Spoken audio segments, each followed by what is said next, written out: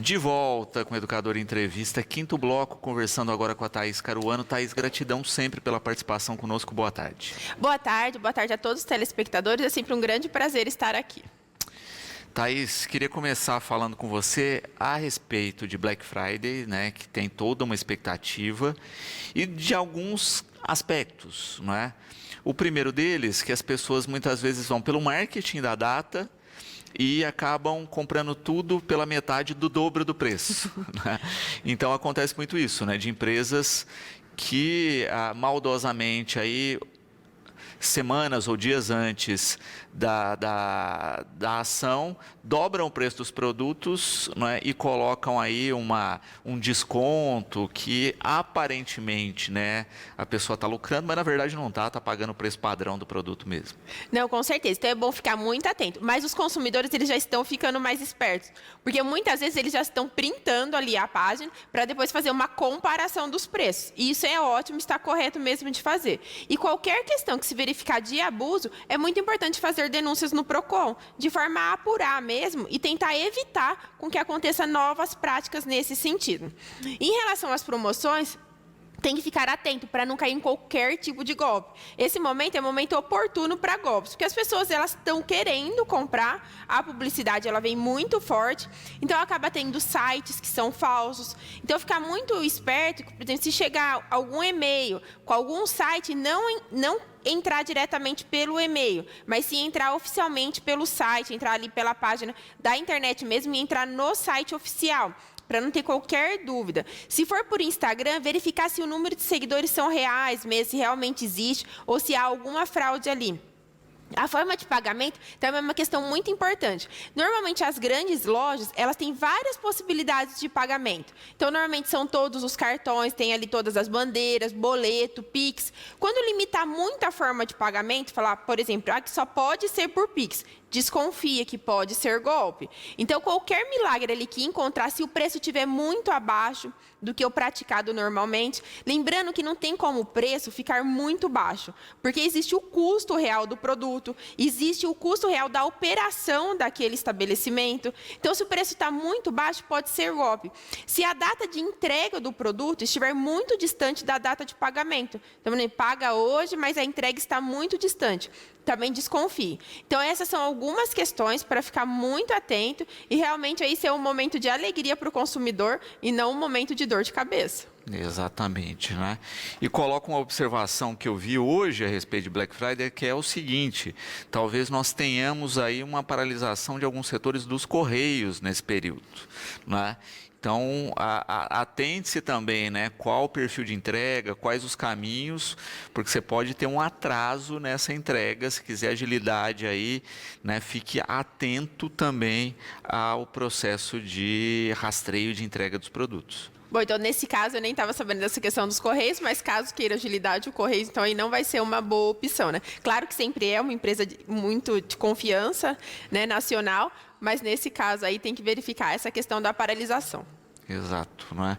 E porque muitas vezes as pessoas acabam fazendo isso, né? Compram nesse período, já esperando aí, não é, uma data, um aniversário ou algo potencial aí, né? Comprar com calma. Muitas vezes as pessoas têm aproveitado a Black Friday, inclusive para os presentes de Natal, porque, né, você tem um tempo bom aí nesse sentido, acho que chega com tranquilidade, mas é bom ficar atento. Com certeza. Então, fique muito atento para não ter qualquer tipo de golpe. Então, seja de comprar produtos que talvez estejam até mais caros, seja de fazer qualquer compra errada, para realmente ali manter a regularidade, fazer a compra correta e não ter qualquer tipo de problema e realmente ser uma compra feliz, né? Que esse é o objetivo ali. Quando compra, sempre há uma satisfação pessoal para as pessoas. Uhum. Cuidado também nessa questão das plataformas com o cadastro, né, e de entender se a plataforma é de fato a específica da loja, né? Porque a gente fala muito da coisa do golpe na hora da compra, mas a gente tem o golpe muito na coleta de dados, né? Em especial dados do cartão, a pessoa precisa ficar muito atenta. Com certeza, muito atento à questão do cartão de crédito. Se a pessoa pegar ali, pegar as informações do cartão, depois consegue fazer outras compras. Então, ficar muito atento. Caso entregar o cartão num estabelecimento, verificar se ao devolver realmente foi o seu cartão que foi devolvido. E quando passar na maquininha, maquininha, verificar se aquele valor que está sendo passado realmente é o valor da compra. Porque também acabam acontecendo problemas, ou de não devolver realmente o seu cartão, e no caso da maquininha, de colocarem valores a mais. Então, ficar atento realmente a tudo isso, para não ter dor de cabeça. Perfeito. Interessante também de sacar, né? Como você coloca na hora das compras, hoje a gente vê muitos descontos por pagamento de Pix, etc. Né? Na hora desse pagamento, checar se os dados batem com o dado da empresa e da loja. Né? Se tiver ali um nome de pessoa física ou algo muito diferente, não faça, porque também tem sido um caminho muito grande de golpes. E às vezes nem é nome de pessoa física, mas é o nome de alguma empresa que gera boletos com facilidade. Então, tem bancos que geram boletos com facilidade, tem alguns sites, alguns comércios que geram esses boletos também. Então, ficar muito atento em relação a tudo isso para verificar. Então, se está gerando o Pix, tem que ser ali, né, o CNPJ tem que bater os nomes. Se não bater, desconfia. E o estabelecimento ali presencial, claro que é a forma sempre mais segura, mas os sites, a rede de internet também é seguro sim. É só prestar atenção nesses pequenos detalhes e mais alguns, na verdade, eu não sei ao fundo assim, as questões de internet, mas verificar essas questões e prestar bastante atenção para não ter aí qualquer tipo de problema. Muito bom. Falando na questão de compras aí de cartões, né, nós tivemos recentemente aí o setor de bancos e de cartões fazendo uma reunião com o Banco Central a respeito dos juros rotativos.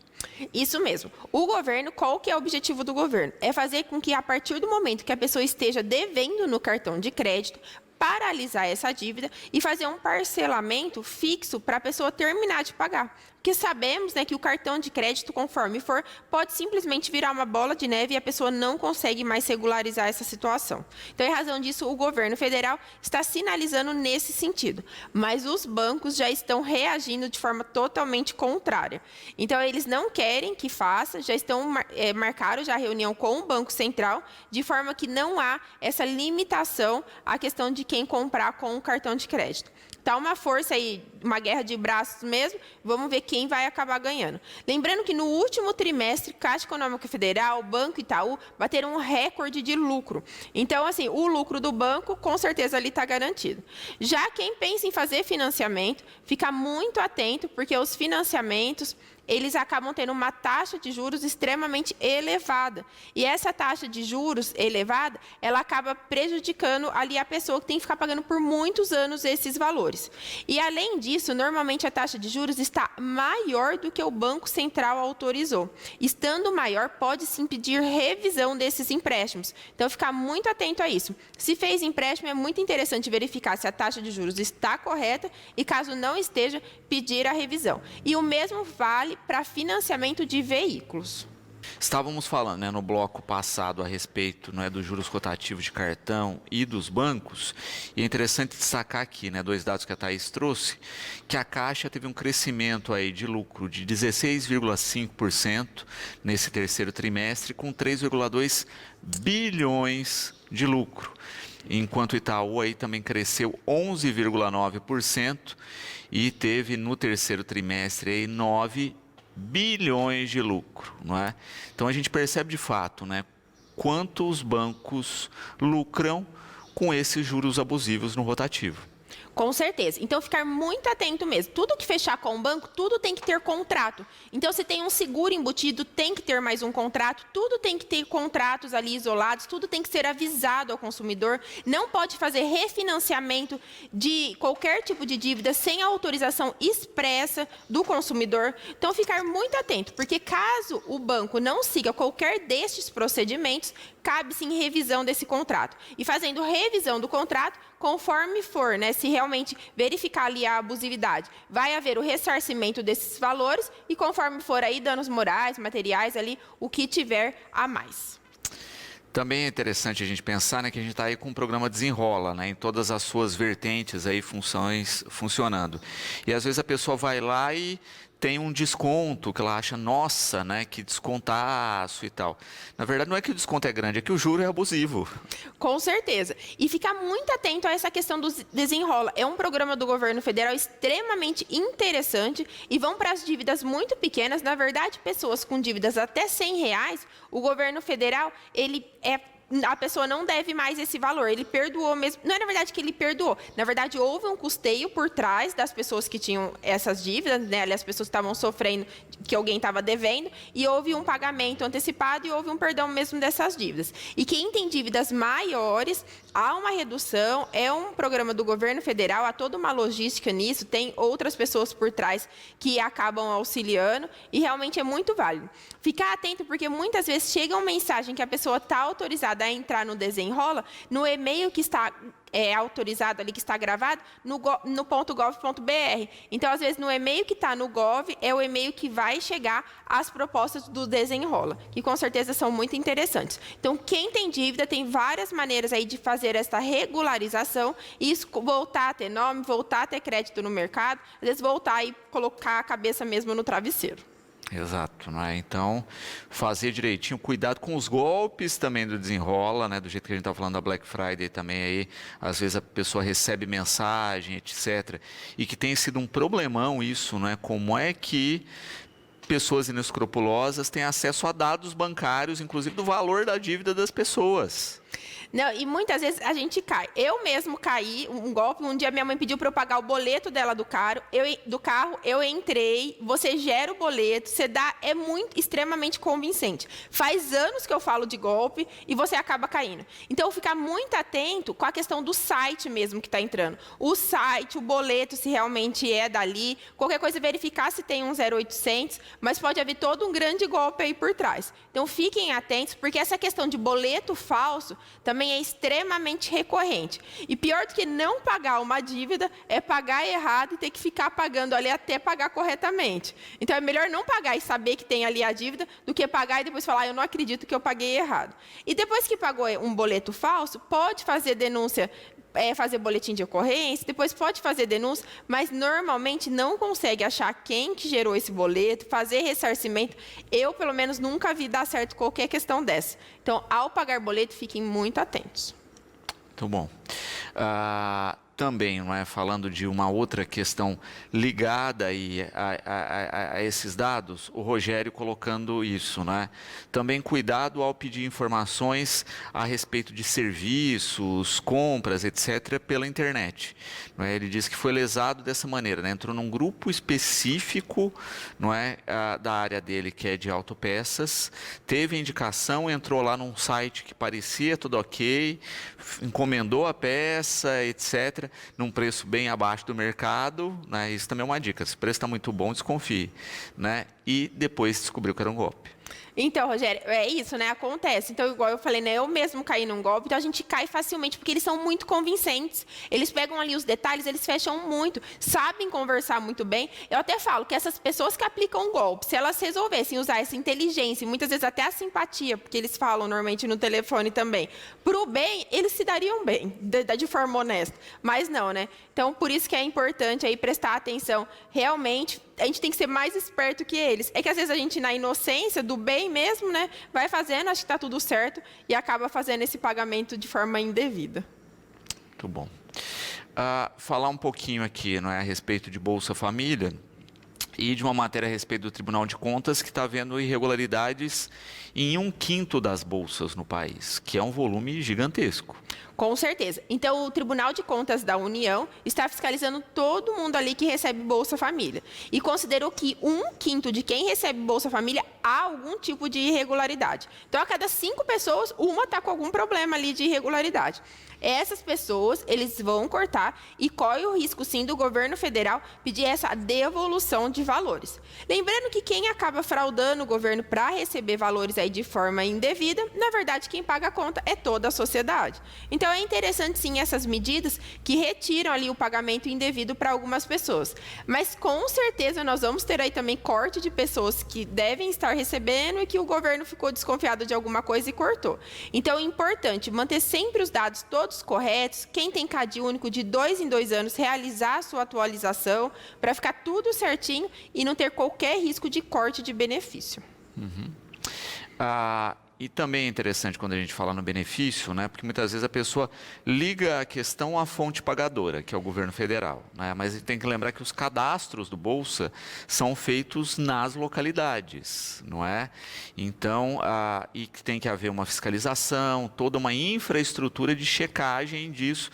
A gente percebe que o TCU agora tem feito esse pente fino e esse filtro até pelas plataformas .gov, que tem ajudado muito, né, a cruzar dados, porque muitas vezes, mesmo na ação local, a pessoa mente, a pessoa, né, dá um dado não muito claro, não é? Então, a gente sabe que com o passar dos tempos, a gente vai ter uma filtragem melhor com os bancos de dados que estão existindo agora.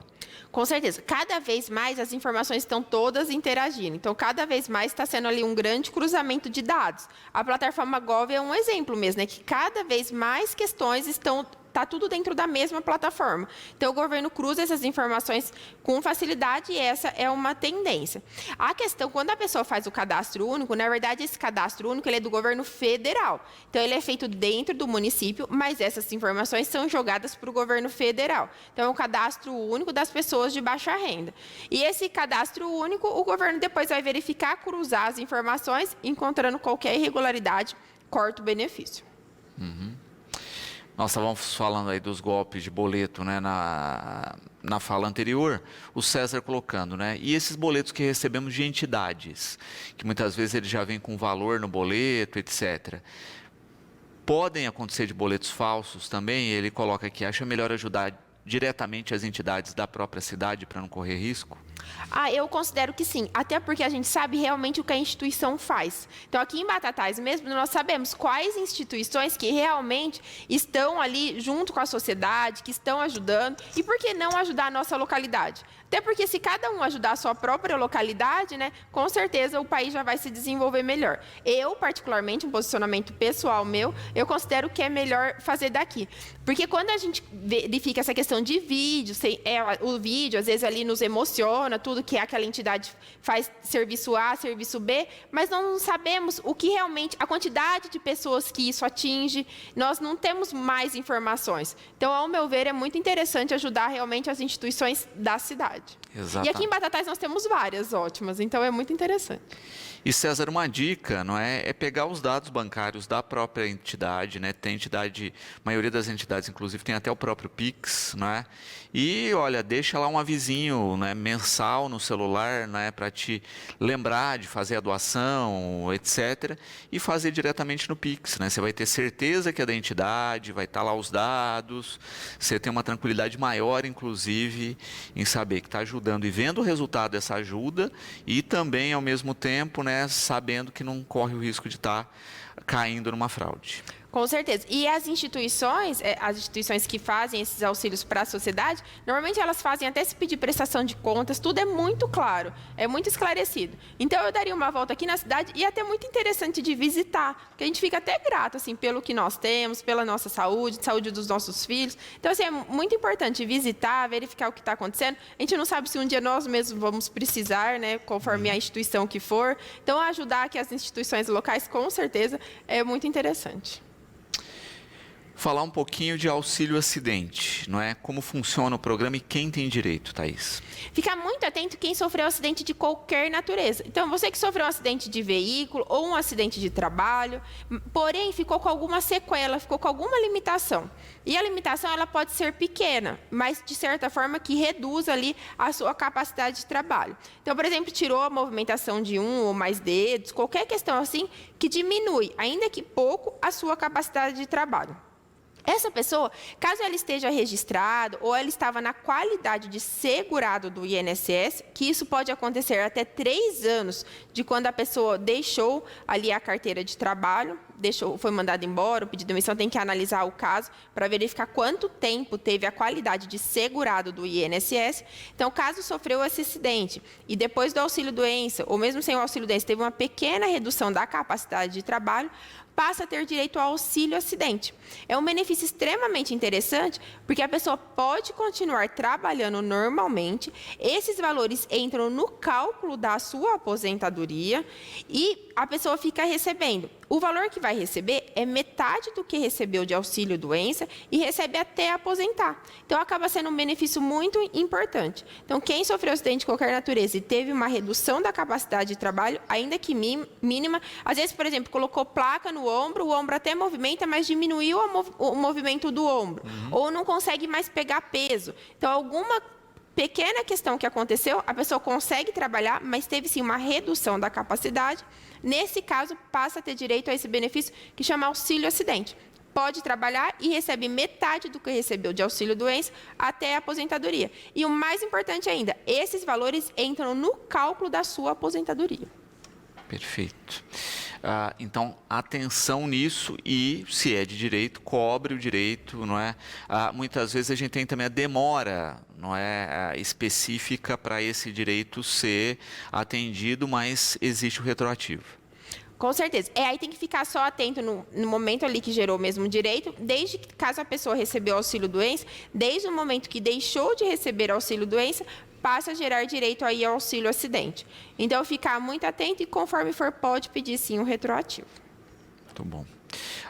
Outra questão aqui também de um dos nossos espectadores, não é, o José Cláudio, que diz que trabalhou a vida toda na roça sem registro. Ele tem direito de se aposentar e o que ele precisa para fazer isso? Então, José Cláudio, é um caso muito interessante. Às vezes a pessoa trabalhou a vida inteira na roça e acha que não consegue a sua aposentadoria. E, na verdade, consegue sim. O que tem que ser feito? Comprovar a sua ligação com o meio rural. E essa ligação com o meio rural, conforme for, pode ser a partir dos 10 anos e tem alguns casos que consegue até antes disso. Então, a pessoa comprova que realmente estava ligada ao meio rural e, com isso, consegue a sua aposentadoria, mesmo sem ter qualquer registro em sua carteira de trabalho. No caso dos homens, a aposentadoria quando trabalhou somente no meio rural vai ser aos 60 anos. E no caso da mulher, 55 anos. Olha só, a mulher aposenta 7 anos antes do que a mulher que trabalhou na cidade ou que trabalhou na cidade e na roça. E o homem aposenta 5 anos antes. Sempre com 15 anos de contribuição. Nesses casos, quando realmente foi só trabalho rural. E como comprovar que realmente ali trabalhou na roça? É interessante ir no sindicato rural. Quem sempre morou aqui em Batatais, no sindicato rural aqui de Batatais, normalmente tem registro, seja da própria pessoa que quer pedir sua aposentadoria, ou dos seus pais, dos seus irmãos, que pode auxiliar para contar ali a história para o INSS da sua ligação com o meio rural. Então, ficar muito atento em relação a isso. Juntar carteira de trabalhos dos pais, às vezes até dos irmãos ali a gente consegue pegar uma prova para mostrar essa ligação. Certidão de casamento, da qual sai ali a profissão do noivo ou da noiva, que está escrito a questão ligada à terra. Então, lavrador, agricultor, tratorista, alguma profissão que esteja ligada à terra. Certidão de óbito, que traga, às vezes, o local do óbito, então, às vezes, de algum familiar, o pai, a mãe, alguém que veio a falecer. Carta de batismo, que às vezes a carta de batismo vem ali, às vezes até a lápis, escrito o local que a pessoa morava ou o local, a igreja, onde era a igreja. Então, são provas indiretas que vai montando uma história para demonstrar, seja para o INSS e posteriormente na justiça, caso seja necessário, que a pessoa esteve ligada à terra por mais de 15 anos. E participação aqui da Ana Regina perguntando a respeito, né? A gente falou da aposentadoria no meio rural, não é? Em que a pessoa não tem registro, não tem recolhimentos, e ela pergunta, né? E no caso do trabalho no ambiente urbano, é possível? Com certeza. Então, no ambiente urbano também vão ter que fazer essas provas. Então, é muito interessante, às vezes a pessoa trabalhou muito tempo sem registro, mas tem até olerites ou tem a comprovação dos depósitos bancários. É muito importante ter provas desse trabalho, mesmo que na cidade. Fotos do local que trabalhou, testemunhas. Então, juntar tudo isso e tentar comprovar aí esse tempo que trabalhou na cidade, junto ao INSS, caso necessário, na Justiça. E aí comprova esse período para tentar ir a aposentadoria. Acaba não sendo tão fácil, não é tão simples. O rural, ele é mais simples de fazer isso, precisa das provas também, mas acaba sendo mais simples. Mas o urbano também tem, sim, essa possibilidade. E, às vezes, até entrar na Justiça do Trabalho somente para comprovar esse período. Então, quando entra na Justiça do Trabalho com mais de 2 anos que saiu do emprego, chama ação declaratória, não vai pedir qualquer valor para essa empresa, vai pedir apenas a questão para comprovar realmente ali aquele vínculo de emprego. Muito bom. Também é interessante, né, a gente pensar o quanto a gente sempre fala disso, né, de previdência, que é se prever e que as pessoas não documentam o período trabalhado e depois têm dor de cabeça para se aposentar e às vezes nem conseguem. Com certeza. Quando se é jovem, né, acho que a juventude é eterna aí e que nunca vai precisar aí da Previdência Social. E a gente sempre fala, né, de deixar os documentos organizados e, na verdade, eu nunca vi alguém se arrepender de pagar a Previdência Social. Tem várias formas de pagamento, começa ali por volta de 60, 70 reais por mês, então é um valor extremamente baixo, perto dos benefícios que pode se ter da Previdência Social. Então, sempre fique muito atento, mantenha a documentação em ordem e os pagamentos em dia. Muito bom. Também aqui, enquanto questionamento, não é? Pessoas que recebem BPC e LOAS, não é? Podem aí, ou tem algum benefício ligado à casa própria? Então, ficar muito atento. Quem recebe BPC LOAS e tem uma casa financiada pelo Minha Casa Minha Vida. Nesse caso, tem direito a quitar essa casa. Então, olha que interessante. É uma medida provisória do governo e quem recebe BPC LOAS e tem a casa pelo Minha Casa Minha Vida, tem esse direito aí a quitar a casa. Porém, também ficar atento quem tem qualquer tipo de financiamento e que venha a aposentar por invalidez ou o titular dessa casa venha a falecer. Essa casa, ela é quitada. Então, ela realmente é quitada e não precisa nem de ser Minha Casa Minha Vida. Isso é um seguro que normalmente está embutido nos contratos das casas. Então, ficar muito atento que caso a pessoa seja aposentada por invalidez, vai ter direito aí à quitação desta casa. Tem que consultar direitinho, né, para ver as possibilidades de cada caso. Com certeza. Então, verificar, né? Verificar ali a previsão em contrato dessa questão da quitação e aí juntar toda a documentação no banco, qualquer questão, aí pedir ajuda, mas é muito interessante fazer essas questões. Então, se foi aposentado por invalidez ou o titular veio a falecer, a casa deve ser quitada. E o BPC LOAS, né? E no caso é só para Minha Casa Minha Vida. Então, quem recebe BPC LOAS e é titular do Minha Casa Minha Vida também quita o imóvel. Participação de mais espectadores aqui.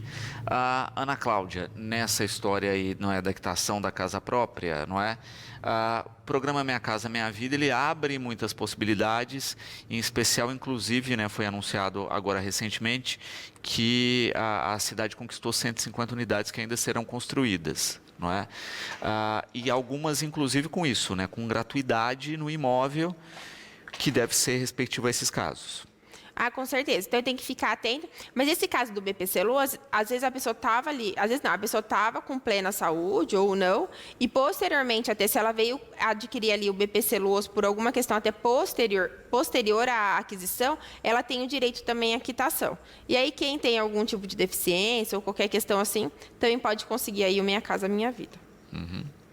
E é interessante a gente pensar nisso, não é? Porque essa estrutura de pensamento concatenado aí vê isso, né? Não é só a questão do sujeito se aposentar ou dele ter um benefício, é que ele tem outros custos e às vezes está arcando com financiamento imobiliário e não vai ter como arcar. E além do problema de saúde, etc., adquirido, não é?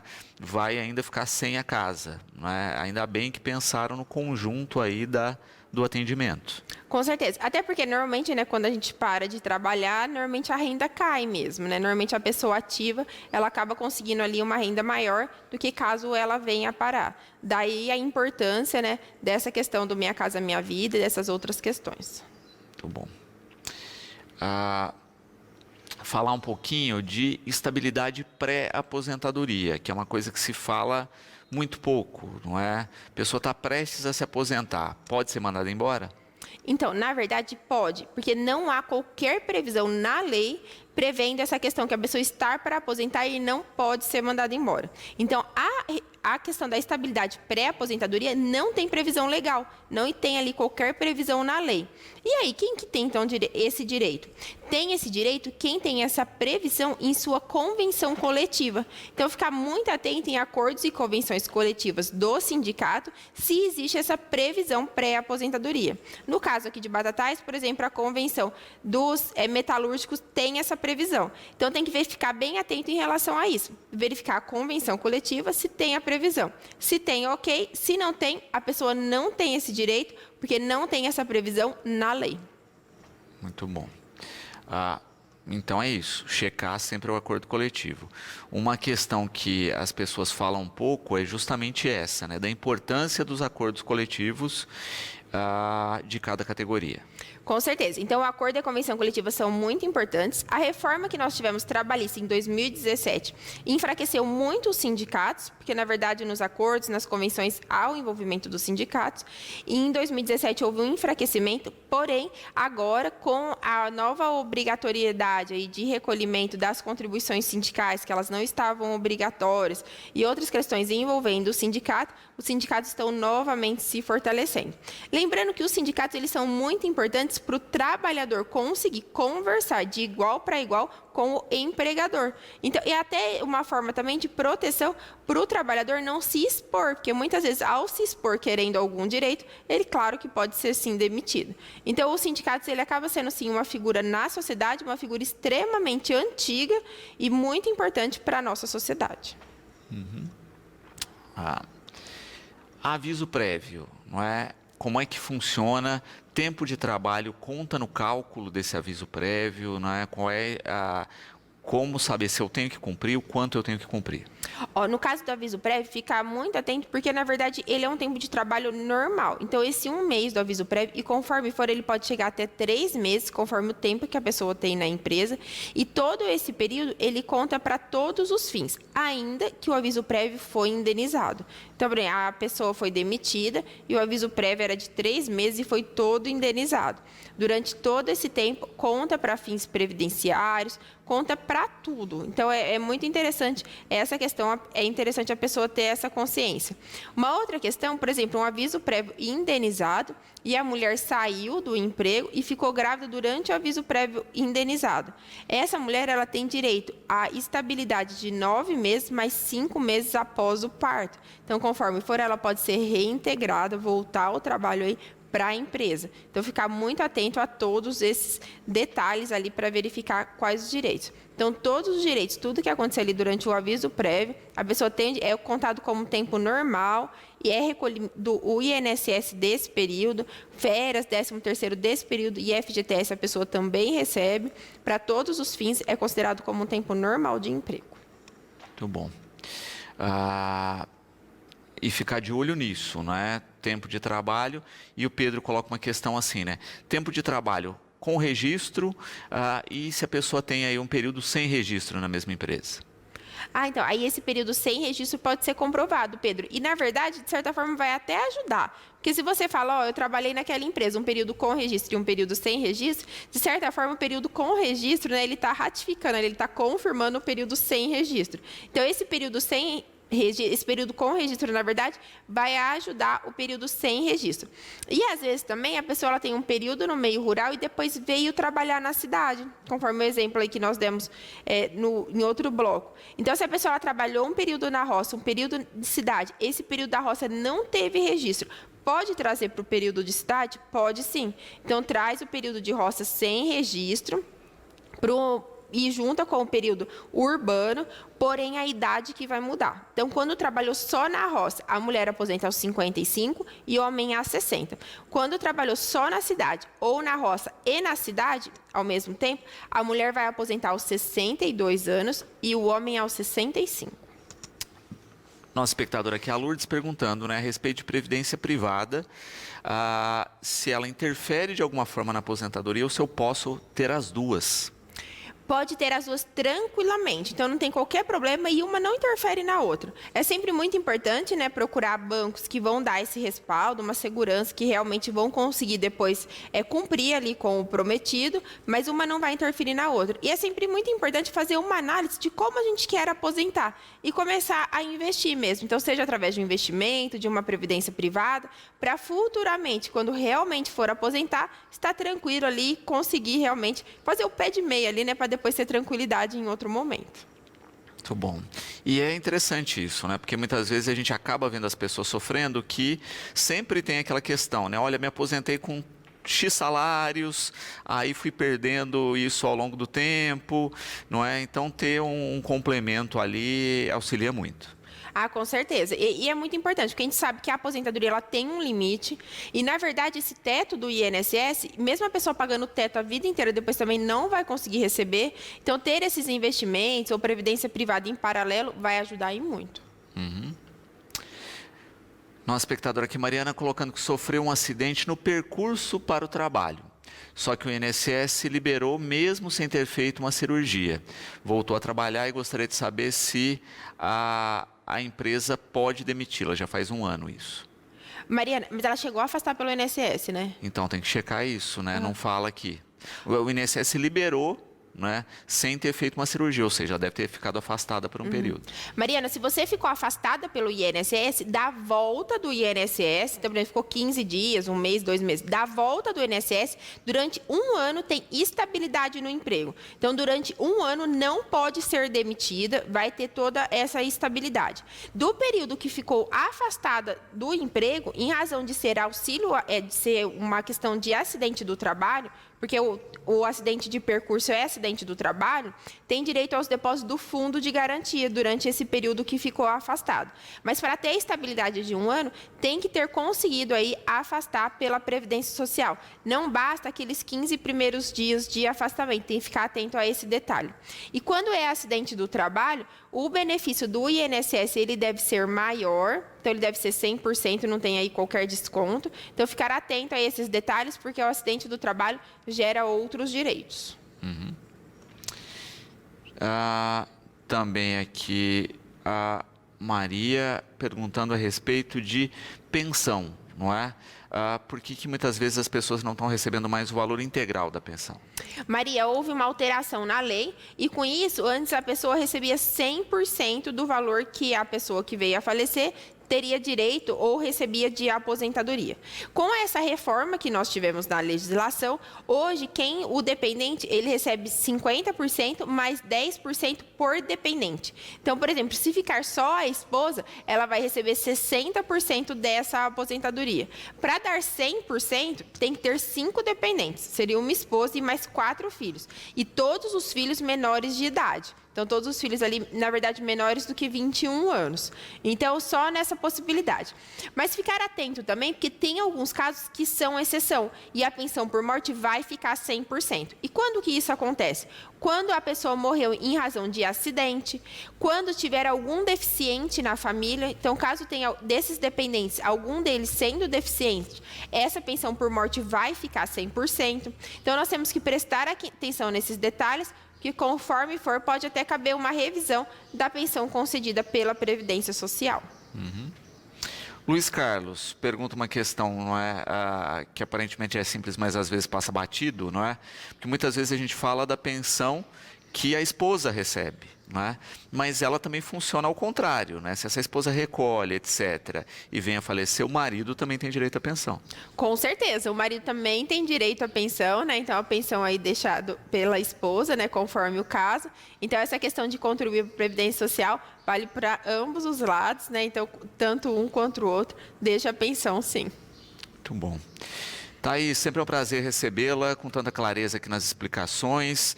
Espero aí que continue sempre aqui nos visitando, não é? E agradecer sempre a parceria. Eu que agradeço. Qualquer questão estou à disposição e uma ótima tarde a todos.